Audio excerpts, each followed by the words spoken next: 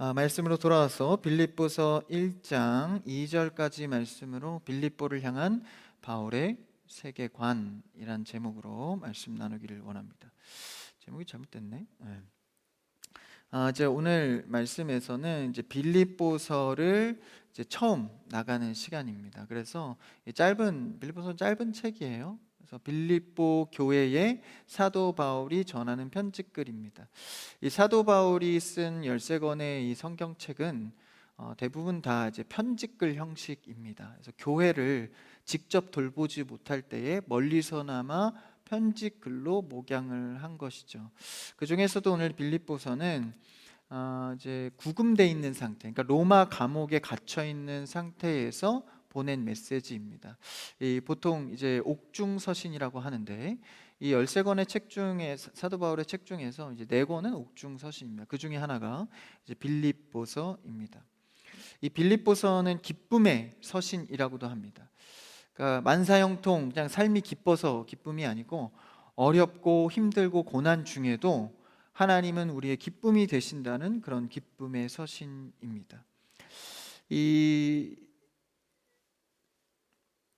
사도 바울이 전도 여행을 하면서 2차 전도 여행 때 처음 유럽을 들어가게 됩니다. 그때 처음 만난 성이 바로 이 빌립보인데 이곳에서 복음을 전하고 또 교회를 세우게 되죠. 그 후에 이제 빌립보의 소식을 듣고 말씀을 전한 내용입니다. 이제 오늘 그 첫 문단을 이게 인사글로 되어 있지만 사실 이 오늘의 문단은 매우 이 빌립보서 전체를 열어갈 수 있는 중요한 문단입니다. 그래서 오늘 제목에도 이 세계관이라는 단어를 썼는데 이 사도 바울의 인사를 통해서 그의 세계관을 알 수 있는 것이죠. 그래서 우리도 책을 보다 보면 머리글을 보면 그 사람의 세계관을 엿볼 수 있지 않습니까? 이 세계관은 우리 기독교 신앙의 매우 중요한 영역인데, 그러니까 소위 말하면 그런 거죠. 여타 다른 종교에도 저마다의 색깔과 세계관이 있습니다. 우리로 말할 것 같으면 영과 육이 있는데 우리가 죽음, 그러니까 개인의 종말이 이르르면 이 영은 하나님 앞에 심판을 받죠. 그래서 천국과 지옥으로 나눠집니다. 이런 구원론적인 이런 세계관을 우리는 갖고 있는데 다른 종교들에서는 세계관들이 다 다릅니다. 불교 쪽에서는 윤회 사상을 말하기도 하죠. 이 죽고 사는 건 계속 돈다. 그래서 전생 얘기하잖아요. 전생에 이렇게 노비였다, 왕족이었다, 이런 얘기하지 않습니까? 그들의 세계관에선 그게 진짜인 거예요. 근데 이 세계관이 다르면 그런 얘기를 들으면 우리는 어떻죠? 지금 저처럼? 죄송합니다. 비웃습니다. 왜 웃죠? 전혀 다른, 그러니까 아닌 얘기라고 생각을 하는 거예요. 왜냐하면 세계관이 다르니까. 나는 하나님께서 말씀으로 창조하셨고 죄의 사슬에서 매여 있다가 그리스도의 죽으심으로 내가 구원받았다. 이런 세계관에 살고 있으니까 다른 세계관을 들으면 좀 웃깁니다. 그런데 그들은 또 그 안에서 굉장히 진지하죠. 그러니까 이 세계관을 우리가 신앙 안에서 어떻게 정립하냐에 따라서 우리의 삶에 담대하거나 소심하거나 앞서가거나 넘어지거나 할 수 있다라는 것이죠. 그래서 이 빌립보서 말씀을 전하면서 사도 바울은 인사를 통해서 우리가 배운 복음의 세계관은 이것이다 라고 천명하면서 메시지를 들어가고 있는 것이죠. 그 첫 절 1절을 한번 같이 읽어볼까요? 같이요. 시작. 바울과 디모데는 그리스도 예수 안에서 빌립보에 사는 모든 성도와 또한 감독들과 집사들에게 편지하노니. 이 인사에 굉장히 많은 내용을 좀 담고 있는데 천천히 보도록 하죠. 그리스도 예수의 종 바울, 이런 표현은 사도 바울이 편지를 쓰면서 굉장히 많이 쓴 표현이기도 합니다. 그런데 성경이 조금 신약 성경이 익숙한 사람들은 뭔가 좀 허전하거나 이렇게 표현이 하나 빠진 것 같은 그런 느낌이 듭니다. 뭐가 빠졌을까요? 다른 책의 인사글 첫 머리를 좀 볼까요? 갈라디아서인데 1장 1절의 인사에서는 이 단어가 하나 추가가 됩니다. 한번 읽어볼까요? 시작. 사람들에게서 난 것도 아니요 사람으로 말미암은 것도 아니요 오직 예수 그리스도와 그를 죽은 자 가운데서 살리신 하나님 아버지로 말미암아 사도된 바울은 네, 뭐가 빠졌죠? 예수 그리스도 하나님 이런 걸 얘기하고 종 바울이라고 하지만 여기서는 사도된 바울이라고 말합니다. 그러니까 어떤 메시지 편집글에서는 사도된 바울이라고 하지만 어떤 글에서는 그냥 종된 바울이라고 합니다. 사도를 넣거나 빼거나 하는 인사말, 다른 차이가 나는 거죠. 그 사도 바울은 자신의 사도권에 대해서 굉장히 많은 변론을 했습니다. 그리고 대변을 했죠, 글로. 근데 오늘 빌립보서 같은 경우에는 사도권에 대한 언급이 생략되어 있습니다. 그러니까 사도 바울이 복음을 전하는 지역에 따라서 어떤 지역에서는 네가 사도가 맞냐? 그러니까 네가 전하는 복음의 신빙성이 있느냐를 따졌고, 어떤 지역에 가서는 그 사도권을 전혀 논하지 않았다라는 것이죠. 그 차이는 의외로 오히려 유대인에게 있습니다. 그러니까 유대인은 하나님을 더 잘 알고 예수 그리스도로 개종한 사람들인데, 이들이 오히려 이제 이 사도 바울의 사도권에 대해서 시비를 많이 건 것이죠. 그러니까 유대인들은 예수님하고 직접적으로 예루살렘에서 많이 마주쳤잖아요. 그리고 이 제자들이 있었습니다.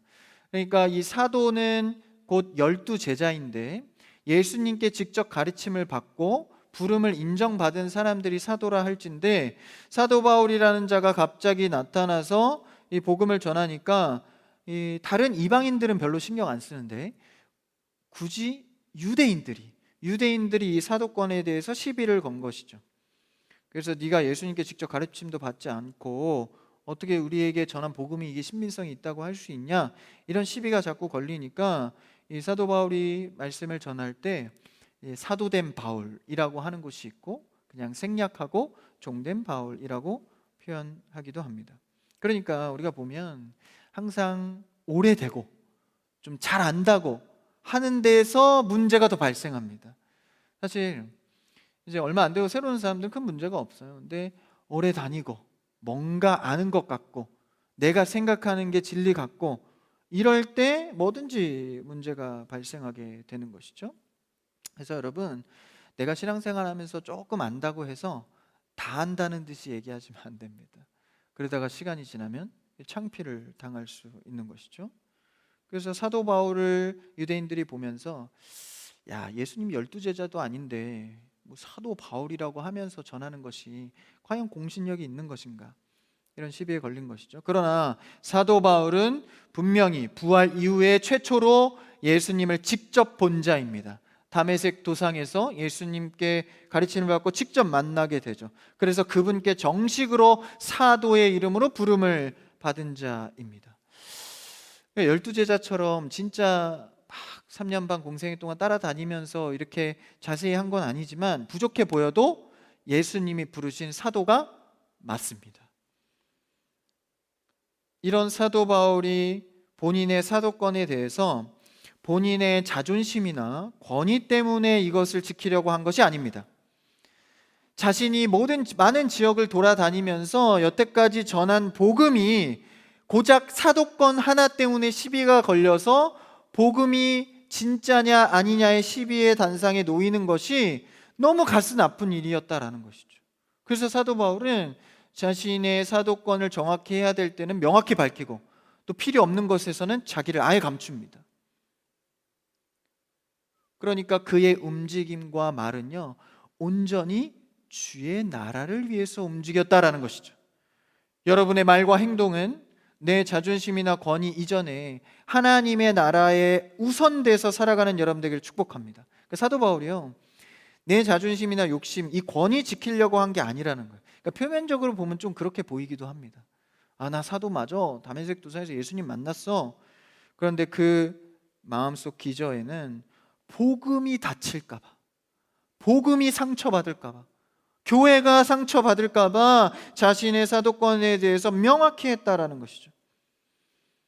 하나님 나라가 훼손될까 두려운 마음으로 열심을 냈다라는 것이죠. 여러분이 내는 열심은 어떤 열심입니까? 저도 이렇게 사역하다 보면 이거 하나님 나라 위해 하는 거야 열심으로 하지만 말씀을 듣다 기도하는 중에 아차 싶을 때가 많아요. 아, 잠깐만, 야, 이거 나 위해서 하는 영역이 많았구나.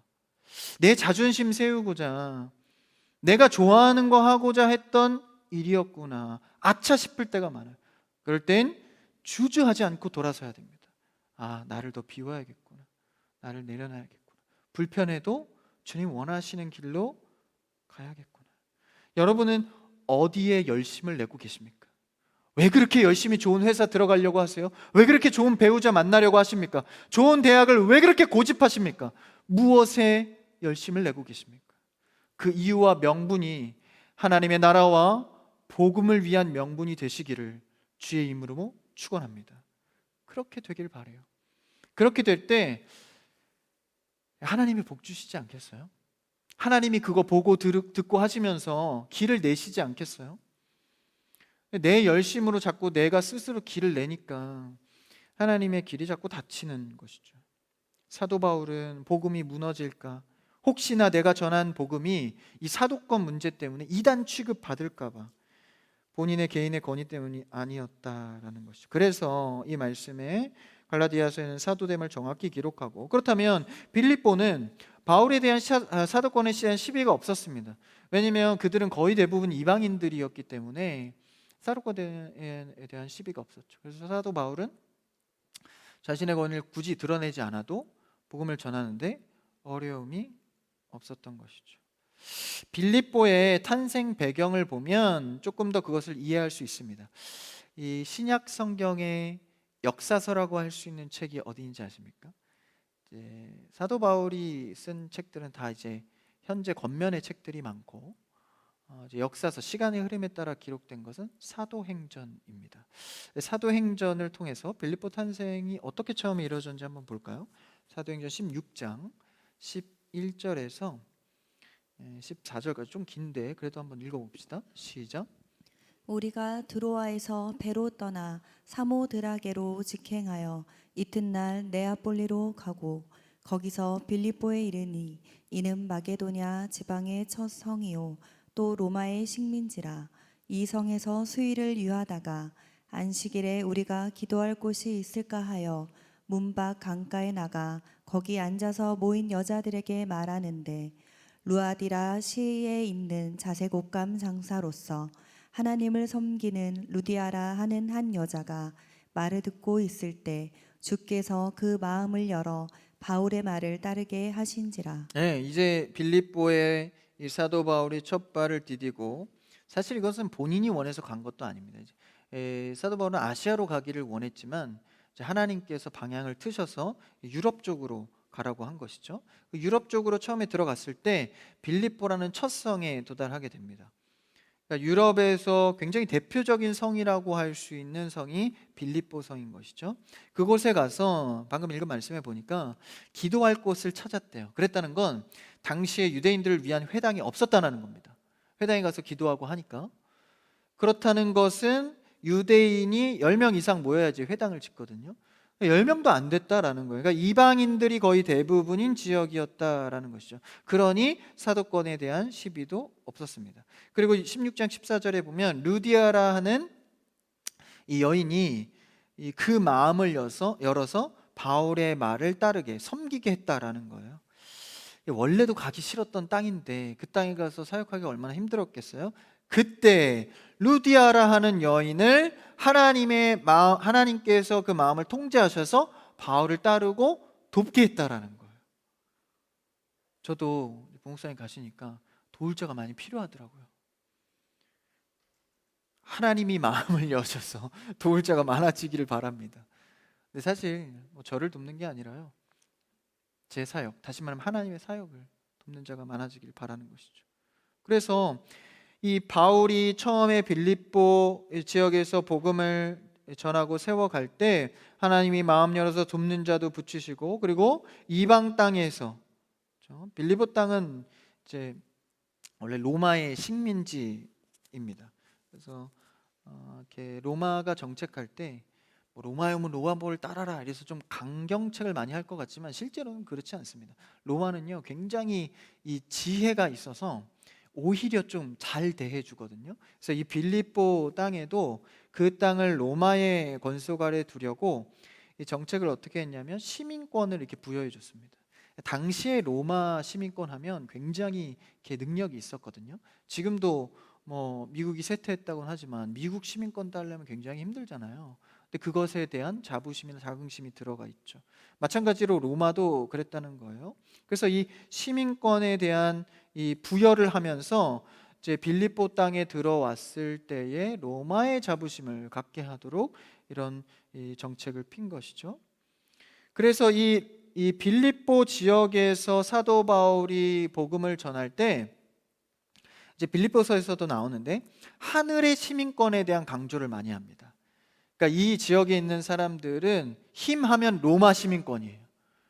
그렇게 각인되어 있다 보니까 복음을 전할 때 야, 로마 시민권이 이 세상에서 최고이고 너의 권력이고 자긍심인데 그거보다 더 높은 차원이 있다. 그게 바로 하늘의 시민권. 그것을 사도 바울이 가르치는 거죠. 사도 바울의 이 가르침이 좀 탁월해요. 그때 당시에 사람들이 이해할 수 있도록. 자기 잘났다고 복음을 전하는 게 아니라 사람들이 그 문화권에서 이해할 수 있도록 하는 것이죠. 그래서 빌립보서에서는 이 하늘의 시민권에 대한 이야기가 많이 나옵니다. 그래서 너희가 세상의 시민권을 갖고 살아가고 그 가치에 살아갈 것이 아니라 하나님 나라의 가치를 구현하고 살아가야 한다. 빌립보서에서의 상황을 빌어서 말해주고 있는 것이죠. 한번 그 뒤에 빌립보서 3장 20절에 나오는데요. 그 말씀을 한번 읽어볼까요? 3장 20절 시작.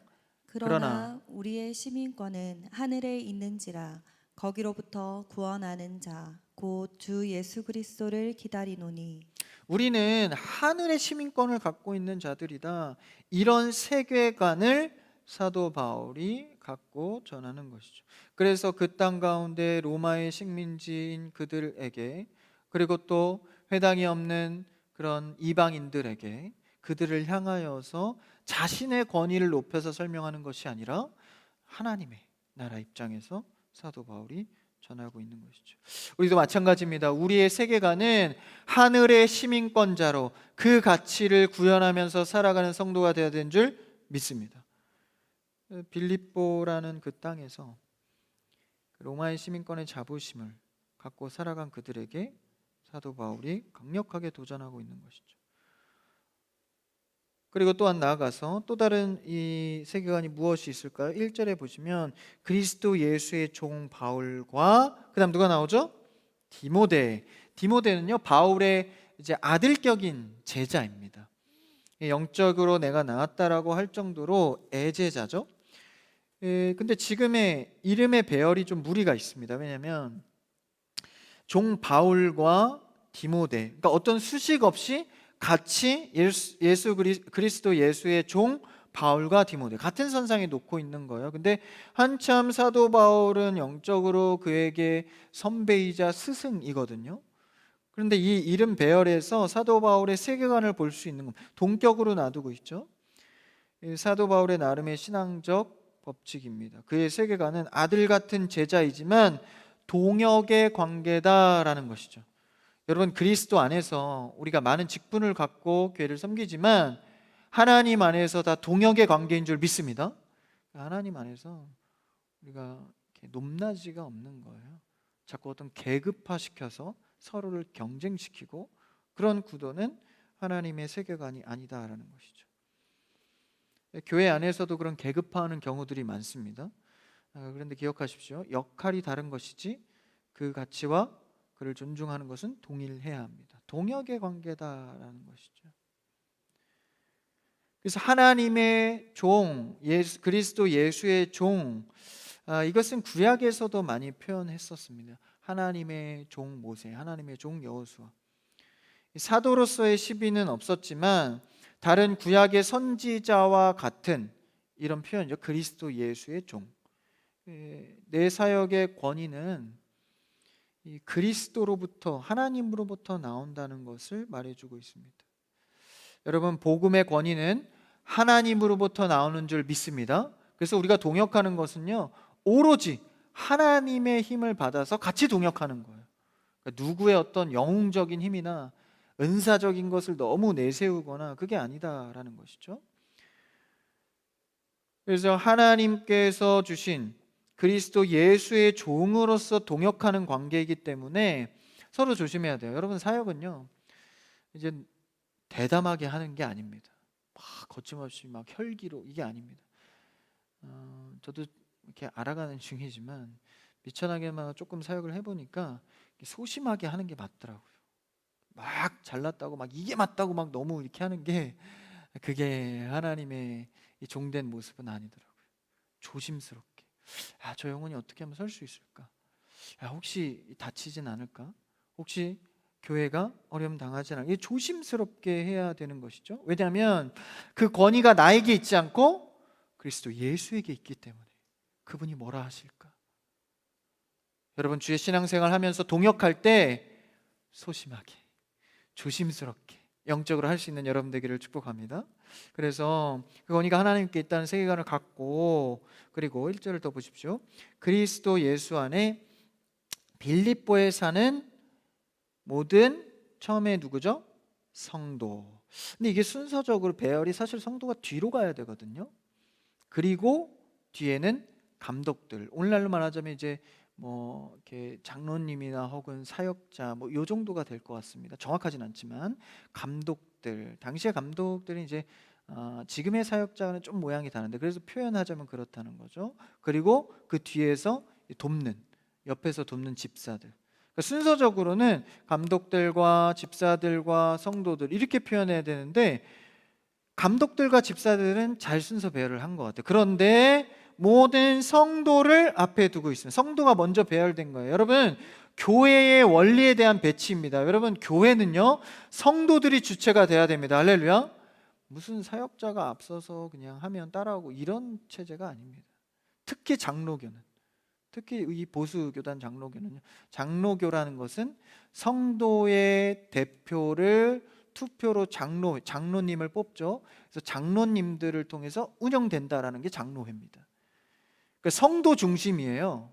이 보수교단은 원래가. 이걸 거스른 게 어디죠? 카톨릭입니다. 사도권은 계속되리라 하면서 막 사도권을 물리적으로 계승시켜가지고 교황을 세워가지고 교황의 권위로 교회를 이제 맞추잖아요. 잘못된 겁니다. 성도가 주체가 되어서 함께 동역하여서 하나님의 권위로 같이 하는 거죠.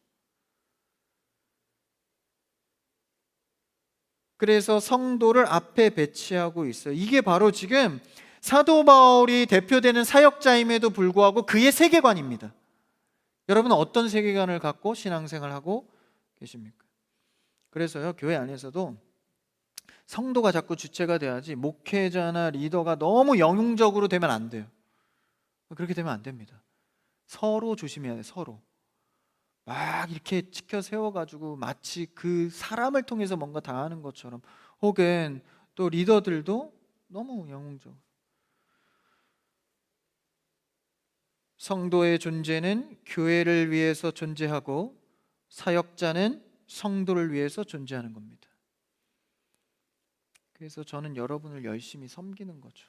여러분은 교회를 든든히 세워가는 것이고, 결국 이것을 최종 완성하고 만드시는 분은 누굽니까? 하나님이십니다. 고린도전서 3장 5절에서 이렇게 고백합니다. 읽어볼까요? 시작. 그런즉 아볼로는 무엇이며 바울은 무엇이냐? 그들은 주께서 각각 주신 대로 너희로 하여금 믿게 한 사역자들이니라. 아볼로파, 게바파, 바울파 막 나눠지니까 그게 뭐냐? 그게 뭐가 그렇게 중요하냐? 우리는 그냥 각자 주신 대로 너희를 섬기는 역할일 뿐이지 너희가 분파를 나눠서 영웅시할 게 아니다. 여러분, 우리 크리스찬 교회는 오직 예수 그리스도가 머리 되셔서 그 통치하에 같이 동역하는 성도가 되시기를 축복합니다. 같은 동역의 성도가 되어야 돼요. 저도 마찬가지입니다. 그래서 함께 세워져 가는 것이죠. 성도로서 성탄절 준비, 목자 끝나고 도망가지 마시고 일로 다시 오세요. 전 할 게 없을 것 같은데 그래도 오세요. 24일 날 약속 있어요. 그래도 오세요. 구경이라도 하세요. 저렇게 열심히 준비했구나. 이번에 못하지만 내년에 뭐 이러더라도 그냥 오십시오. 같이 교제하고 즐기세요. 성도가 함께 세워져 가는 것, 여러분이 주체되어서. 그런 세계관을 이 1절에 담긴 이 사도 바울을 엿볼 수 있는 세계관이 그러니까 굉장히 많죠. 이것을 빌립보서의 말씀을 전하면서 첫머리에 두고 있는 겁니다. 이게 나의 신앙관이다. 그래서 2절에 이제 더 강력한 세계관을 하나 전합니다. 읽어볼까요? 2절 시작. 하나님 우리 아버지와 주 예수 그리스도로부터 은혜와 평강이 너희에게 있을지어다. 이 인사말은 굉장히 사도 바울이 많이 쓰는 인사말인데 은혜와 평강으로부터라는 거예요. 누가? 하나님이 주신 은혜와 평강. 이게 출발점입니다. 여러분, 우리 신앙의 우리의 삶의 모든 출발점은 하나님이 주시는 은혜로부터, 하나님이 주시는 평강으로부터. 그러니까 내가 평강하면 가는 게 아니에요. 나는 불편해도 야, 하나님 편에서 이것이 평강이다. 그게 우선시돼야 되는, 하나님이 주신 은혜로부터 내 열심을 뒤로 하고. 우리를 하나님이 부르실 때는 개인으로도 부르지만 공동체로도 부릅니다. 그 가운데서 은혜와 평강 가운데 부르신다라는 것이죠. 이 은혜와 평강은 무엇입니까? 그리스도가 죽음으로 이뤄낸 것입니다. 다시 말하면 우리 모든 시작은 그리스도의 십자가 밑에서 시작해야 됩니다. 나를 위해 죽으신 그 은혜로부터 출발해야 되는 것이죠. 여러분, 그렇게 출발하면요, 너무 이렇게 분할 것도 없어요. 억울할 것도 없고 너무 화낼 것도 없습니다. 다 그리스도 밑에서 시작하니까, 은혜 받은 것으로 시작하니까. 성도는 십자가에서 출발한 그리스도의 죽음으로 시작해야 됩니다. 대체할 수 없는 은혜와 평강, 이것이 사도 바울이 갖고 있던 세계관입니다. 이 세계관을 빌립보에게 천명하면서 말씀을 열어가고 있는 것이죠. 사랑하는 산부 예배자 여러분, 그리고 청년 여러분, 우리가 이 젊은 때에 하나님의 일을 할 수 있을 때에 이 세계관을 바로 갖고 주님의 일에 열심을 내시기를 축복합니다. 다른 열심 내다가 야, 이게 아니었네 돌아가면 얼마나 억울해요. 처음부터 정도의 길을 가십시오. 하나님께서 나를 부르셨고 그 은혜 가운데 나는 사는구나, 성도로서 사는구나. 그래서 우리가 그런 주에 모인 하나 된 동역자의 성도로서 주의 길을 같이 가기를 원합니다. 그리스도의 권위 아래 역할이 다를 뿐 성도와 리더는 동등함을 강조했습니다. 이는 로마 시민권으로서 자부심을 가졌던 빌립보 교회가 이제는 하늘의 시민권을 갖고 오직 그리스도의 은혜와 평강 위에 살아가도록, 여러분의 신앙과 삶이 이 은혜와 평강 위에 든든히 세워져 가길, 교회도 그렇게 든든히 세워져 가길 주님의 이름으로 축원합니다.